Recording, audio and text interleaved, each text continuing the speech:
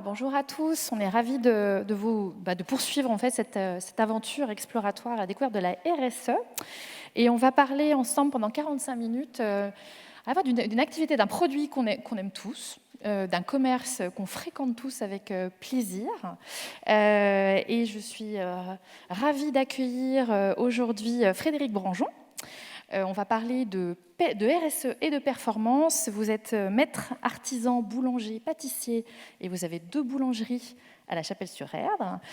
Vous employez 38 salariés avec un chiffre d'affaires de 2 millions d'euros. Et vous allez nous raconter comment vous avez intégré la RSE dans votre activité, avec de premiers retours sur expérience. Vous êtes également, et c'est important de le savoir, président de la Chambre de l'artisanat et des métiers de la Loire-Atlantique et vice-président de la Chambre régionale en charge des développements économiques et des territoires. Et puis on compte également la présence fidèle, car vous êtes un fidèle de Social Change, Sébastien, aujourd'hui à la tête de l'association Réseau 2D. Réseau 2D pour la promotion de la RSE et du développement durable avec une approche pédagogique. C'est bien ça. Bonjour Marion. Tout à fait, et ambassadeur de la plateforme RSE Nantes Métropole. Merci. Et moi, je suis ravie de vous retrouver. Je suis Marion Andro. Je dirige une agence de communication qui s'appelle B-Side, qui est entreprise à mission. Et je suis aussi membre du collectif dirigeant responsable de l'Ouest. Voilà, donc nous sommes partis. Pendant toute cette conférence, vous avez la possibilité de poser vos questions sur ce 06, qui n'est pas le mien, mais on va me transmettre toutes les questions à la fin de la séquence, et ça nous permettra d'échanger ensemble. N'hésitez pas à poser vos questions, vous pouvez les envoyer au fur et à mesure de la conférence. Eh bien, c'est parti. Frédéric, quelque part, on va peut-être expliquer comment vous avez initier finalement la structuration de cette démarche RSE, parce que quelque part la RSE, vous en faisiez peut-être même sans le savoir depuis un bout de temps, mais à un moment donné, vous avez décidé de structurer les choses. C'était peut-être aussi autour d'une problématique autour de la réduction des déchets et des emballages. Est-ce que vous pouvez nous expliquer un peu comment s'est fait le déclic, j'ai envie de te dire, de structurer finalement sa démarche? Oui, merci Marion. Bonjour à tous. Oui, cette démarche, c'est que je suis parti d'une chose toute bête, c'est que il y avait toujours le carton qui traînait dans le couloir, personne ne voulait le ramasser, et l'entreprise grandissait, et puis je me suis mis à réfléchir comment on pouvait responsabiliser un peu tout le monde, et c'est là que ça a un peu commencé. Et après, j'étais chercher des partenaires, j'étais accompagné par la Chambre des métiers par rapport à cette démarche RSE en formation. On va un petit peu en parler, effectivement, de cette formation. Donc, il y avait la volonté de réduire les déchets, également de limiter le gaspillage, parce que je pense que dans votre activité, ça me semble logique, vous produisez le matin, quelque part, vous ne savez pas si tous vos produits vont être écoulés à la fin de la journée. Donc, j'imagine qu'il y a une réflexion aussi sur comment on arrive finalement à limiter le gaspillage dans cette activité de boulangerie-pâtisserie. Exactement. Après, on a un métier, vous voyez, moi, sur un des magasins, on a rechangé le four, on est passé sur un four plus petit, et on ouvre les magasins à 6h30 jusqu'à 19h30, et on cuit toute la journée. D'accord. Vous voyez, c'est des exemples pour réduire le gâchis. Là, récemment, on a installé une machine à pain, un distributeur à pain, par rapport à nos invendus pour ne pas avoir de perte, toujours par rapport à cette partie de gâchis. Et puis, on fait partie de la plateforme Too Good To Go. C'est pareil, valoriser nos déchets pour ne pas avoir de mise à la poubelle, en fin de compte. Ça, c'est quelque chose que vous avez mis en place récemment, par exemple, cette production au fil de la journée pour s'adapter en fonction des ventes. Ça fait 7-8 ans, oui, que la plupart de mes confrères aussi sont dans cette démarche-là. D'accord. Intéressant. Donc effectivement, il y a eu des échanges, il y a une réflexion, avoir envie de structurer un peu tout ça, et vous en parliez tout à l'heure, vous êtes formé, vous avez suivi une formation, vous vouliez acquérir quel type de compétences et pourquoi ça vous semblait nécessaire de passer effectivement par une acquisition en fait, de compétences? En fin de compte, toujours essayer de... C'est vrai que moi, ceux qui me connaissent bien, il faut oser en fin de compte. Et puis, comme je suis très impliqué sur mon territoire aussi dans l'association des commerçants ou dans des clubs d'entreprise, un club d'entreprise très dynamique dans la démarche RSE sur la Chapelle, et les artisans n'en faisaient pas partie. Alors moi, j'ai voulu rentrer dedans, et c'est là que je me suis dit, on est des parties prenantes comme une boîte d'informatique. Et ben, l'artisan est un acteur aussi économique de son territoire.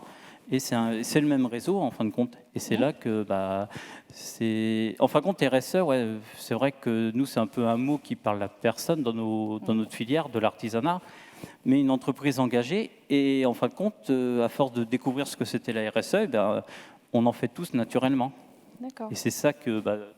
ce que vous disiez sur les circuits courts, moins d'emballage, ou le laitier qui livre en bidon de 20 litres réutilisable, ou le verger qui nous fournit des pommes dans des cajots qu'on lui rend. C'est une organisation, mais on va dire c'est dans nos gènes de l'artisanat. Bien sûr. Ce club dont vous parliez à la Chapelle, c'est ECE, c'est ça? Oui, exactement. Ils vous ont vu arriver comment avec vos questions? C'est un club qui est assez engagé sur le territoire. Il y a peut-être des membres d'ailleurs dans la salle. Engagé depuis longtemps, en plus, sur ces questions de... Ah oui, ça fait 11 ou 12 ans. Ouais. Et c'était vraiment ces valeurs-là, des fondateurs, en fin de compte. Et c'est vrai que, mettant l'artisan, même les fermes chapelaines dans cette association-là, et maintenant j'en suis le coprésident. D'accord. Et le but, c'est de valoriser toutes les filières d'entreprise, en fin de compte. Et la formation que vous avez suivie, vous avez appris quoi? Alors, formation, on a appris les 5 piliers de la RSE. D'accord. Moi, je connaissais bien, en fin de compte, tout ce qui était gaspillage, circuit court. Tout ce qui était social, qualité de vie au travail, QVT, tout ça, c'est des mots qui ne me parlaient pas. Et on a été accompagné, c'est sur 6 mois, par des intervenants externes. Et en fin de compte, c'est des entreprises de l'artisanat, mais il y avait des fleuristes avec moi, il y avait des imprimeurs. Et ça permet de choisir des axes prioritaires pour chaque entreprise. Chaque entreprise est différente. D'accord, donc vous repartiez avec des éléments pour... et structurer, en fin de compte. Pour structurer votre démarche. D'accord. Et c'est pour ça qu'après, on a fait 3 axes chez moi. Un exemple, l'entreprise grandissait et on se retrouvait avec de plus en plus de collaborateurs. Il a fallu structurer tout ça. Et en fin de compte, on s'est fait accompagner par des consultants extérieurs. D'accord. Justement, quand on parle effectivement on lance vraiment la démarche RSE, vous avez investi, effectivement, vous êtes fait accompagner par un consultant. Vous avez investi aussi par le recrutement, je crois, d'une responsable de communication. Vous pouvez nous en parler? Pourquoi, à un moment donné, vous vous dites, pour aller plus loin, à un moment donné, il faut que je me fasse aider, il faut que je me fasse accompagner aussi? Après, il y a eu plein de choses, en fin de compte, qui sont, comme je dis souvent maintenant, les planètes sont alignées, et puis même la santé du haut dirigeant. Moi, un exemple, je faisais 25 kilos de plus parce que toujours dans le travail, je me suis mis à courir, et puis c'était dans la réflexion de dire on ne vend pas qu'une baguette. On vend du lien social, on vend, en fin de compte, de l'emploi, emploi pour les jeunes aussi. Bien sûr. Et c'est tout ça qui s'est mis en action, en fin de compte. Et puis, en disant, on a fait, grâce au Covid, on a créé notre site Internet. Mais d'amener un outil dans nos entreprises artisanales, c'est pas tout, parce que il faut le faire vivre. Alors, Et c'est pour ça que j'ai embauché directement, en 2020, une responsable en communication. Alors c'est intéressant ce que vous dites grâce au Covid. Donc, faut... et donc, non, mais c'est intéressant parce qu'effectivement, il y avait à la fois cette démarche RSE, puis il y a ce contexte sanitaire qui est une crise, mais qui aussi ouvre la capacité, quelque part, à se mettre en question, à revoir son modèle économique, à revoir son mode de communication aussi. C'est tout ça, en fin de compte. Et puis, se recentrer sur soi-même, la course à pied m'a beaucoup aidé. Et on voit bien, les personnes positives trouvent toujours des solutions, les personnes négatives, toujours des inconvénients ou des problèmes. Et c'est ça que j'essaye de faire passer, ces valeurs-là. Et ces consultants nous ont fait prendre conscience qu'il fallait avoir une visibilité, mettre du sens à ce qu'on faisait. Parce que moi, dans mon éducation et dans ma formation initiale, on fabrique du pain et puis on le vend. Et voilà, en plus, moi, fils d'artisan, c'était mes gènes. Oui. Exactement. Et puis, ça a permis de donner du sens. Et puis, comme moi, j'ai des collaborateurs qui ne voyaient pas l'intérêt d'embaucher quelqu'un en communication. sur les réseaux sociaux ou prendre des photos. Mais après, on leur a expliqué, c'est pour valoriser vos produits du quotidien aussi.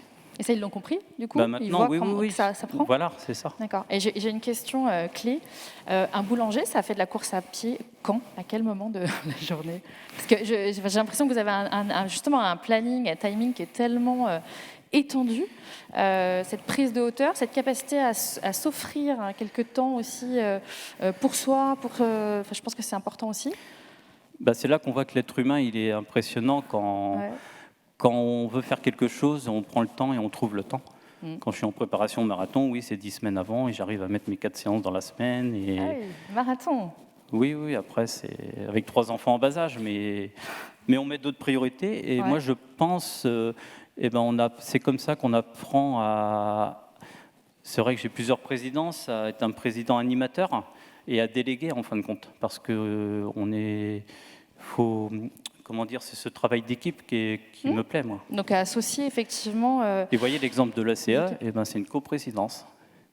Parce que comme on est bénévole, c'était la première fois et moi je trouvais que ça faisait du sens.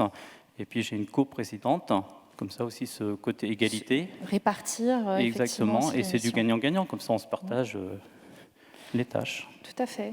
D'accord. Donc effectivement, il y a cette réflexion sur l'investissement, sur un moment pouvoir associer des membres de l'équipe, pouvoir investir aussi dans des outils qui vont faciliter la communication avec l'externe, qui vont pouvoir soulager. Je crois que vous aviez parlé aussi d'un nouveau four, hein, effectivement, que les machines à pain, enfin, ça c'est vraiment aussi, ce sont des investissements techniques, matériels en fait, hein, pour aussi enrichir l'offre.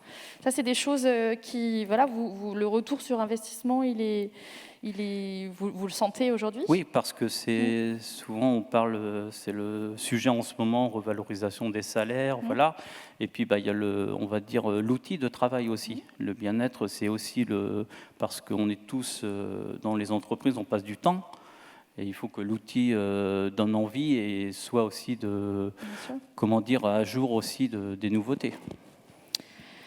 Alors, quand on est comme ça, quand on s'engage et on décide de se structurer, effectivement, et vous l'avez déjà un petit peu mentionné, il y a la nécessité d'abord d'embarquer les équipes pour qu'elles comprennent effectivement, parce que quand on fait un métier qui est ancien, qu'on fait peut-être d'une certaine façon, que là on décide, c'est une petite révolution quand même, un peu de revoir à la fois le modèle économique, la façon dont on va travailler. Comment vous avez réussi à embarquer, à convaincre vos équipes?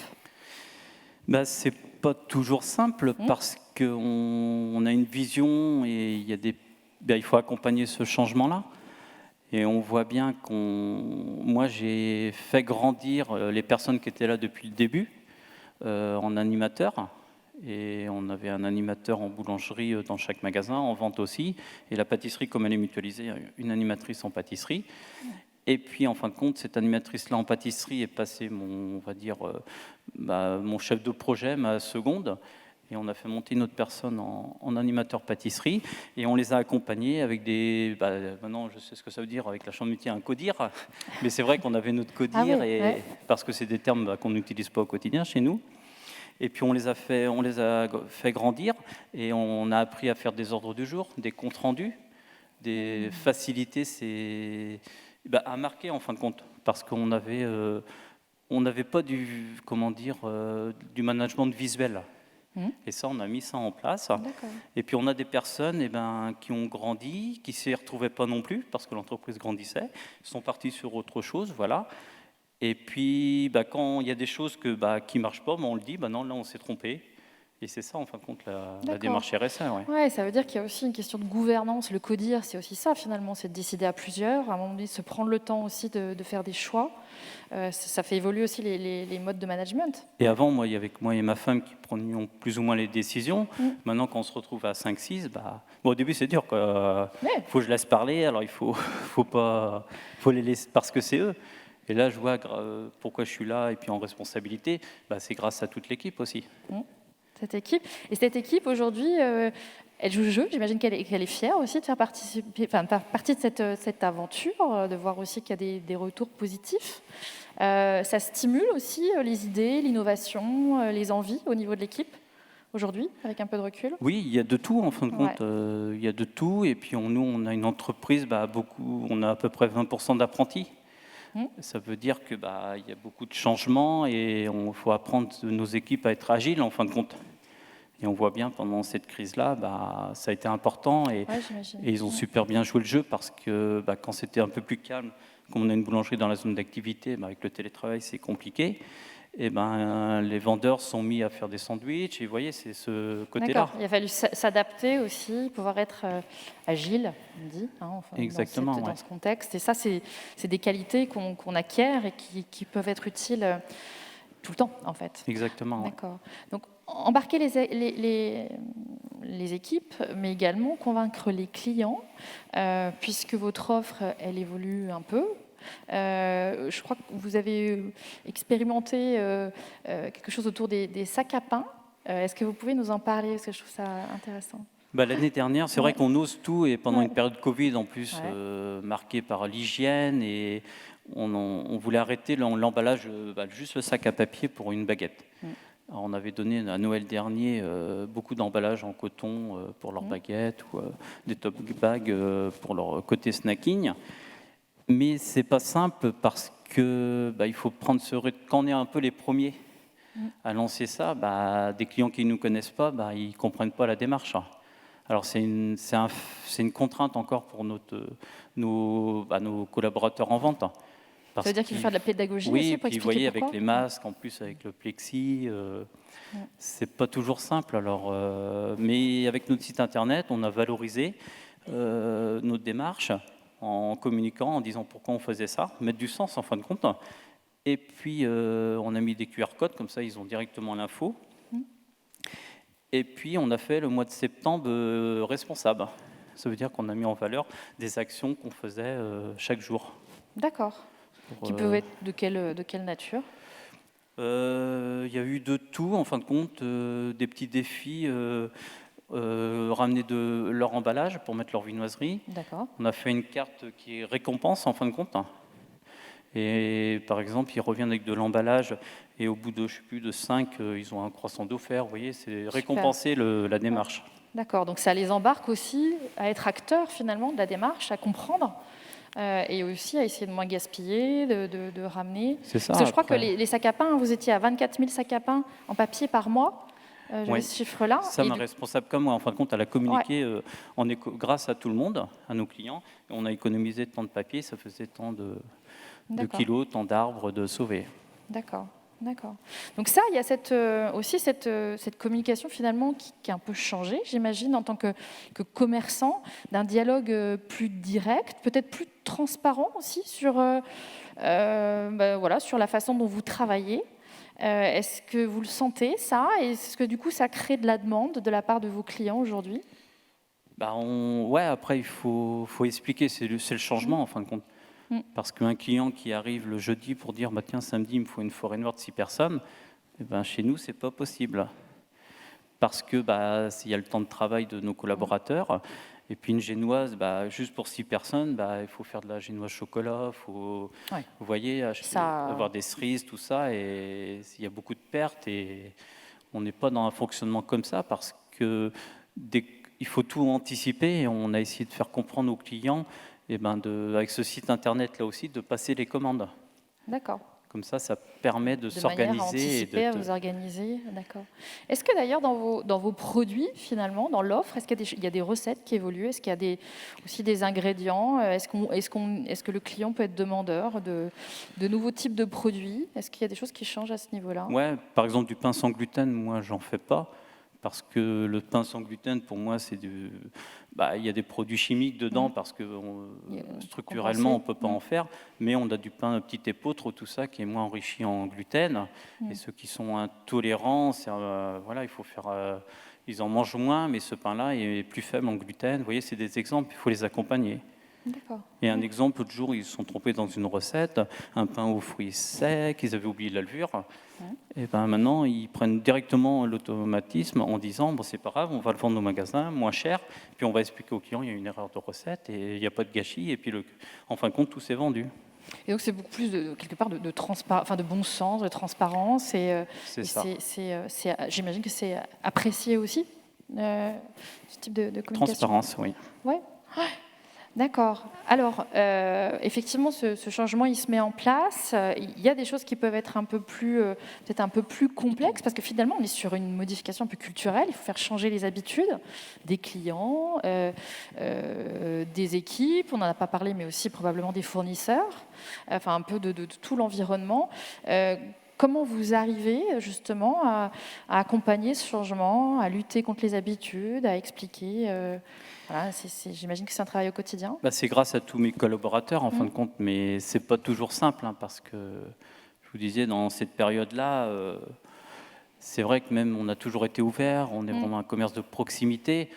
Ben, une fois que ça repart, on oublie vite tout ça aussi. Mmh. Et on voit bien au début, quand la crise a commencé à fermer, on a rationalisé. En fin de compte, ils ne pouvaient pas acheter plus de 10 baguettes parce qu'on se faisait dévaliser. Et c'est là qu'on voit que on avait c'était notre rôle de mettre des freins et de faire la police, même si ça a été des contraintes pour nos collaborateurs quand même. Ouais, je comprends. On est dans une période, là, on arrive dans une période de Noël. J'imagine que pour vous, ça doit être une période qui est extrêmement dense, voire un peu speed, voire un peu, enfin, peut-être que l'activité peut être un peu subie. Enfin, voilà. Est-ce qu'il y a des choses qui vont changer parce que vous avez changé d'organisation ou voilà, est-ce que les clients vont peut-être être un peu plus attentifs aussi à des commandes un peu moins du jour pour le jour? Oui, et puis maintenant, on va réussir, parce que c'est pas toujours évident de refuser des commandes, mais on va refuser en disant, bah non, ce produit-là, on peut plus le faire, ou il fallait réserver avant, et il va falloir s'habituer à ce principe-là, en fin de compte. Ça, vous l'assumez beaucoup plus aujourd'hui. Et toute Oui, l'équipe oui, l'assume beaucoup ouais, plus, ouais, de ouais. façon beaucoup plus sereine aujourd'hui. Parce que c'est expliqué aussi, et c'est aussi de la pédagogie quelque part. Oui, D'accord. et puis expliquer si dans un sandwich, l'autre jour, rupture de stock sur une matière première, il sera différent, ou un gâteau sera différent parce qu'on n'a pas reçu, parce qu'il y a une tension même dans l'alimentaire sur les produits. Faut expliquer, puis voilà, on n'est pas magicien non plus. Hein. Bien sûr. Dans les éléments un peu plus complexes aussi, c'est peut-être aller à son rythme. Ça veut dire quoi? Ça veut dire peut-être aussi avancer avec ses moyens, parce qu'on voit que vous avez investi.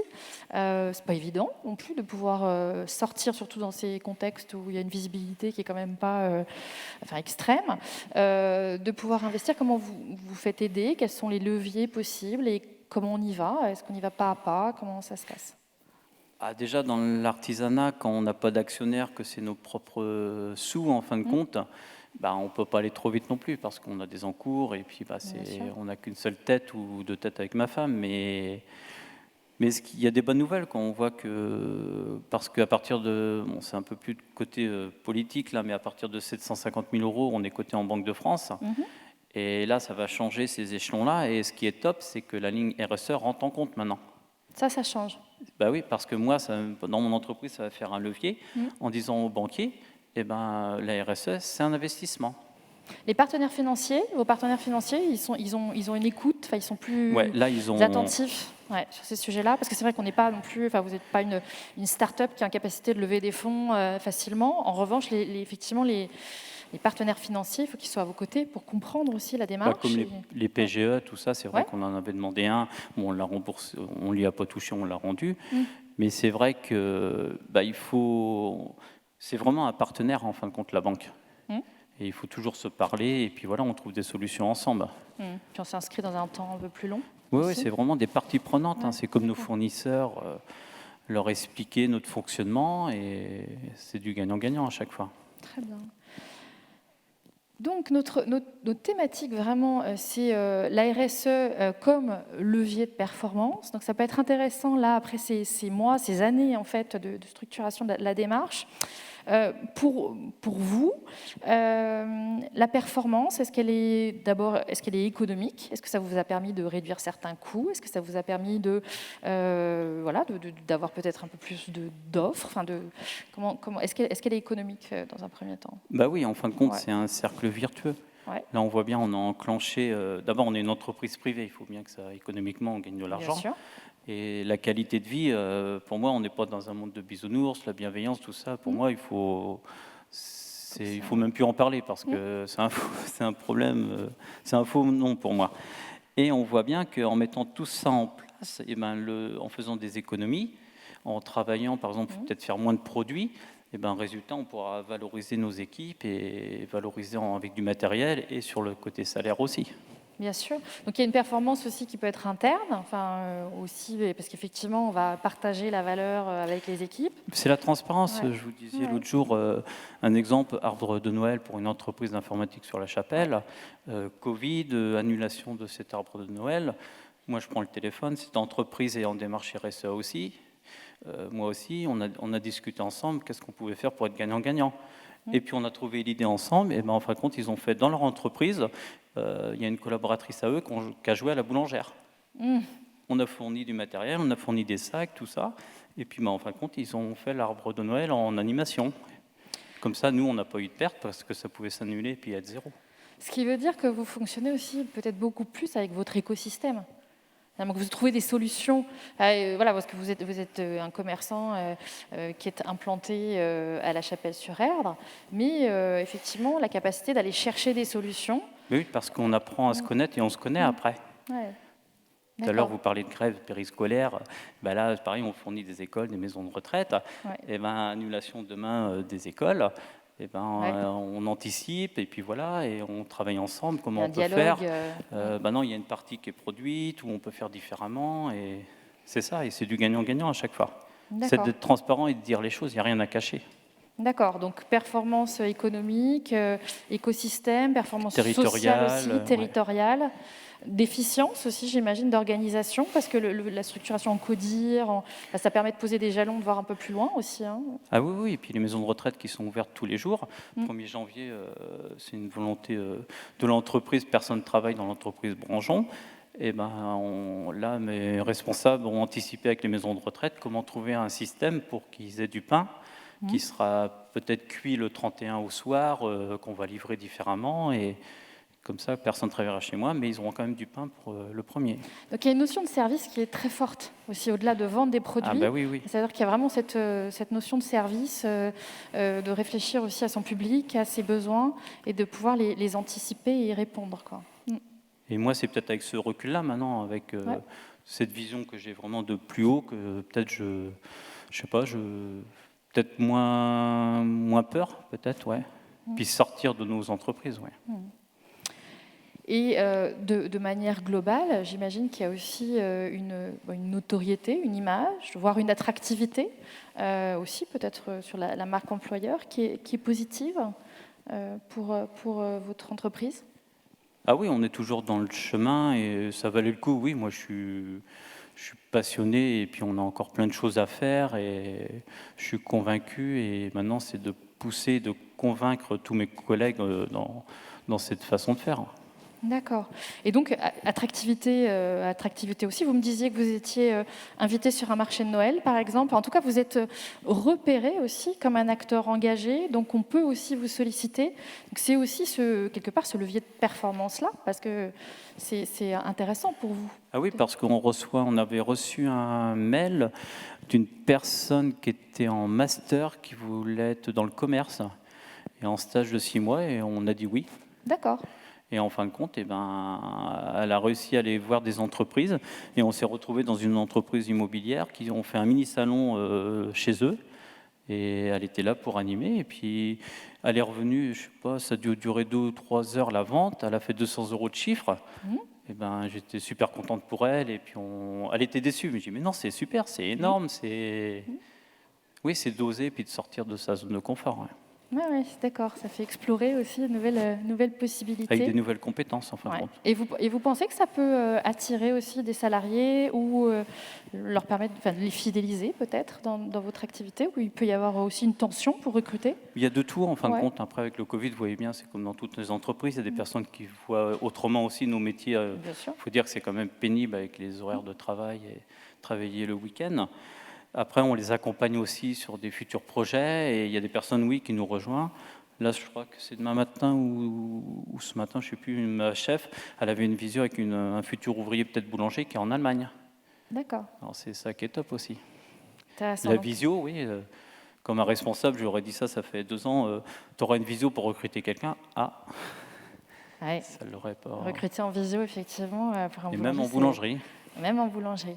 Donc ça ouvre pas mal de perspectives. Merci Frédéric. Merci. Je vais passer la parole à Sébastien, qui est notre expert. Je vous invite à poser vos questions également, qu'on pourra partager après l'intervention de Sébastien. Très bien. Merci beaucoup en tout cas Marion pour cette superbe interview et merci Frédéric encore de ce superbe cas d'école et d'exemples clés à travers ce qui est recherché sur le territoire et au niveau de la plateforme RSE qui est ces étapes, cette démarche escalier d'aller pas à pas vers une démarche RSE avec encore une fois un point de départ clé qui est toujours on fait tous et toutes dans des structures, quelle que soit la taille, quel que soit le métier, de la RSE sans le savoir. Mais là vient se greffer quelques mots-clés que je vous propose de travailler dessus. C'est que j'ai retrouvé le mot engagement, le mot envie, le mot curiosité, qui ont été un point de départ au niveau de votre couple, parce que je sens qu'il y a vraiment une famille qui est importante dans cette structure, et avec un verbe qui est oser. Vous avez osé aller au-delà de ce qui se faisait avant, de ce qui était le commun, ce qui était les habitudes, et d'aller un petit peu plus loin de tout ça.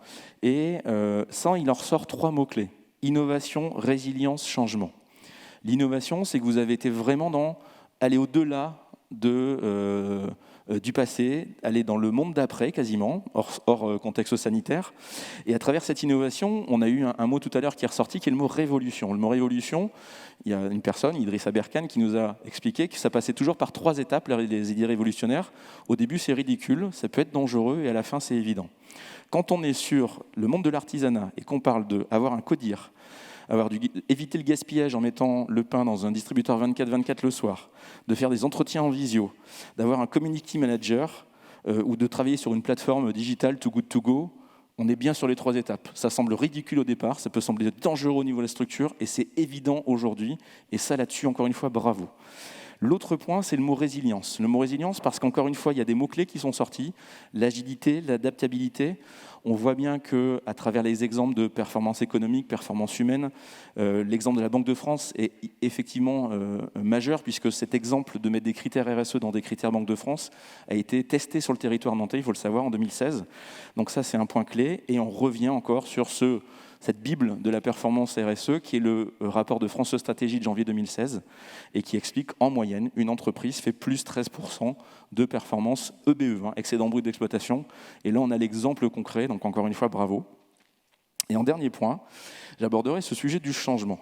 On est vraiment aussi bien en interne qu'en externe, au niveau de toutes les parties prenantes du territoire, etc. On est sur un accompagnement, une conduite du changement avec des mots-clés. Embarquer la clientèle, la pédagogie du client, lutter contre les habitudes, le monde d'avant, rassurer, avec aussi une question qui est clé, je pourrais vous la poser tout de suite derrière, c'est est-ce qu'un client, ça s'éduque ? Mais en tout cas, on retrouve bien encore une fois que Françoise Dolto nous a appris que le non a un pouvoir sur le oui, c'est qu'il ouvre au débat, parce qu'il faut pouvoir dire non, je ne vous donnerai pas de papier autour de votre baguette, parce que je vais vous expliquer ma démarche, parce que je suis transparent avec vous, c'est un mot-clé qui est ressorti dans l'interview. Et ça, encore une fois, on est vraiment sur une démarche globale, une vraie envie, une vraie volonté, et on est sur un exemple, et je vais justement vous poser cette question-là, c'est est-ce que ça s'éduque un client ? Oui, ça s'éduque. Et on voit bien, c'est beaucoup de freins. C'est beaucoup de freins et en fin de compte, moi quand je vois un client, chaque fois c'est que du positif. Et le négatif, malheureusement, c'est sur les collaborateurs. Et c'est là qu'il faut que je recadre. Et puis, parce que le client, pour moi, il s'éduque. Ouais. Ça met du temps. Ça met du temps. Mais il faut prendre le risque. Il y a la temporalité qui, encore une fois, est très très importante en RSE. C'est ce qu'on met vraiment en avant à travers toutes les recherches, les études, cet aspect temporalité. Et après, ce que j'apprécie énormément aussi dans votre parcours, c'est cet aspect de semer des graines ailleurs, à travers toutes les casquettes que vous avez. Et encore une fois, je rejoins Marion, comment vous faites vos 24 heures pour gérer tout ce que vous faites, mais bravo. Et cet aspect, embarquer les autres, sur le côté leader, en fait, et de dire, voyez, je l'ai fait, je suis encore là, je suis même en meilleure forme qu'avant, j'ai entendu ça aussi un peu dans le discours, mais de dire, voilà, c'est pas impossible, ça va être dans la conduite du changement, ça peut être ridicule au départ, ça peut être difficile, ça peut sembler difficile, mais en tout cas, ce que j'entends comme discours, c'est accompagnez-moi, on va le faire ensemble, on sera plus fort. Et ça, c'est de la RSE. Ah oui, puis tout ce que je fais, moi, je pense, c'est en équipe. Vous parlez de course à pied, J'ai toujours fait avec des copains ou j'ai jamais été tout seul. Mais quand j'ai commencé, oui, c'était voilà, avec des copains. Et puis je dis, oui, mais je veux apprendre à faire ça bien. Et je me suis inscrit dans le club de sport. Et puis d'avoir le cadre en fin de compte. Et puis voilà, après c'est des échanges, mais dans tout en fin de compte. Il faut observer. Et puis à un moment de temps, comme je dis, les planètes s'alignent. Et puis Seul, on va plus vite, ensemble, on va plus loin. Je terminerai là-dessus. exactement. Merci Sébastien, merci à vous. Vous avez posé des questions. Donc j'en ai quelques-unes. Une première qui est une question d'équipement. On voit des boulangers qui utilisent des fours solaires pour limiter les consommations électriques. Qu'est-ce que vous pensez de cette et développer leur économie? Qu'est-ce que vous pensez de cette technologie, de ces initiatives? Est-ce que c'est quelque chose qui pourrait vous intéresser? Four solaire, après, ça dépend des volumes. C'est vrai que nous, cumulés, les deux entreprises, on doit être en moyenne à 1200 clients par jour.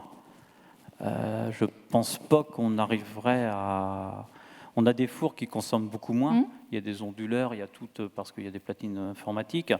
Et des fours électriques, en fin de compte, c'est, par exemple, on a souvent 4 étages et on peut allumer juste un étage où on fait des économies. Oui. Et les fours se mettent en veille tout seuls. Maintenant, si pendant un quart d'heure on ne l'utilise pas, ça bip une fois, il se met en veille. Mais c'est vrai, solaire, j'en connais pas. D'accord. Après, plusieurs questions plus RH management. Sur votre style managérial, une question. Comment vous gérez vos équipes? Est-ce que vous êtes dans un management qui responsabilise, qui fait confiance ou qui cadre? Comment vous faites? Moi, dans la démarche, c'était de les faire grandir et de l'humain, en fin de compte, de faire un développement personnel de chacun. Et c'est vrai que chacun grandit différemment, et c'est pour ça que c'était important d'être accompagné. Et on voit bien que tout le monde ne grandit pas à la même vitesse. Et c'est pas toujours simple parce que et on a un peu, c'est pas laisser faire, mais qui choisissent un peu leur planning, qui se responsabilisent. Et on voit bien des personnes qui ont voulu essayer pour pas me décevoir, il faut dire les choses. Et en fin de compte, ils ont été en limite de compétences, tout ça. Et voilà, après, ils ont pas pu continuer parce que ils s'y retrouvaient pas dans cette posture-là, dans ce changement-là. Qui bouscule un peu. Mais il y a d'autres personnes, c'est des personnes qui ont grandi et même des personnes maintenant qui sont responsables et même qui me demandent encore plus pour rentrer dans des groupes où, vous voyez, par exemple, dans Germe, j'ai ma collaboratrice qui veut rentrer chez Germe. Parce que là, elle est là depuis 20 ans avec moi, elle n'a qu'une vision de Branjon, en fin de compte, et ça permet d'échanger. D'ouvrir, d'aller échanger avec d'autres, bien sûr. C'est un besoin qu'ils demandent, en fin de compte. Qui enrichit beaucoup. Souvent, c'est moi qui leur a fait voir un petit peu ce qui pouvait exister à l'extérieur. Et là, c'est des demandes personnelles, alors c'est top. Toujours sur les RH, vous en avez parlé, vous accueillez des alternants. Vous avez un pourcentage d'alternants, vous avez une ligne par rapport à l'alternance particulière? On est à peu près 20%, je pense, ouais. Après, c'est en pâtisserie, souvent on en a 3, 2 en boulangerie, 2 ou 3 en vente. Et des formations adultes aussi. Formation adulte, l'année dernière, là on a un monsieur, je ne sais plus dans quel métier qu'il était. L'année dernière, une dame, 42 ans, milieu bancaire. Et là, elle a passé un CAP à l'Urmassy Femmes en formation adulte. Et elle a eu son examen et elle veut faire son petit projet, une biscuiterie dans son garage. Et puis voilà. Très bien. Je vais faire appel à votre casquette président de la Chambre des métiers et de l'artisanat. Justement, au niveau de la Chambre, il y a des orientations aussi RSE qui sont données, qui sont partagées auprès de l'ensemble de vos adhérents et des commerçants, des artisans. Comment ça se passe, la ligne par rapport à la RSE, par rapport à la politique peut-être qui est partagée? Oui, après, on va continuer avec cette démarche RSE. Voilà, après, il y avait des clubs qui existaient, on va relancer ça. Je vois Béatrice, ma vice-présidente, on va relancer ces clubs-là. Voilà. Après, il y a toute cette orientation. On voit bien, là, aujourd'hui, on a parlé beaucoup avec Nantes Métropole, la plateforme RSE Nantes Métropole. On est vraiment des parties prenantes. Et c'est là qu'il faut qu'on travaille encore plus ensemble. Très bien, merci. En termes de matières premières, comment vous choisissez vos fournisseurs? Et c'est vrai qu'on n'en a pas beaucoup parlé. Ça a peut-être choqué, mais le plus local possible avant le bio presque. Parce que on peut avoir, je dis n'importe quoi, des fraises de bio qui viennent de notre pays. Et bien sûr. c'est vraiment le local et on travaille. Déjà, on a la chance d'avoir des fermes à la Chapelle par rapport aux fruits rouges et voilà. Vous êtes bien servi à la Chapelle. À Sucé-sur-Erdre aussi, voilà. Ouais. Et puis la farine, c'est un minoterie Boursault de Nozay. Ils m'ont connu tout petit, alors ça a été facile. Et puis c'est les plus près de l'entreprise, ouais. Et ça, vous le dites justement à vos clients. Enfin, je pense que c'est intéressant aujourd'hui pour un client de savoir d'où viennent les produits, la matière première. Oui, ils nous accompagnent à faire des animations aussi Super. Pour valoriser notre partenariat. Très bien. Et puis une dernière question. Est-ce que vous pensez que votre engagement peut être un facteur d'attractivité? On en a un petit peu parlé, mais... C'est le but. Mais oui. C'est vrai, pour ne pas se cacher, ça fait 6 mois, je n'aurais pas cru être président d'une chambre des métiers de niveau départemental. Et là, j'ai des valeurs et puis on va les pousser. Puis on voit bien une journée comme aujourd'hui, les acteurs, les élus... j'ai parlé avec plein de personnes et on a la même vision, le même sens qu'on veut donner parce qu'on est tous humains et on n'est que de passage. Alors, tout à fait, on est sur la même planète, quel que soit le métier. Et puis si nous, en responsabilité, on n'est pas dynamique, on ne va pas de l'avant, on est, on a été élus par nos pairs par rapport à ça. Bien sûr. Merci beaucoup. Merci Marion. Non, mais juste vous remercier. Moi, je propose qu'on applaudisse Frédéric pour cet excellent travail. Merci. Merci Frédéric. Merci Sébastien. Merci Marion. Merci à tous. Et puis bonne poursuite de la journée qui arrive gentiment à sa fin. Quand même. Et d'excellentes fêtes de fin d'année. Absolument, joyeux Noël. Merci, au revoir.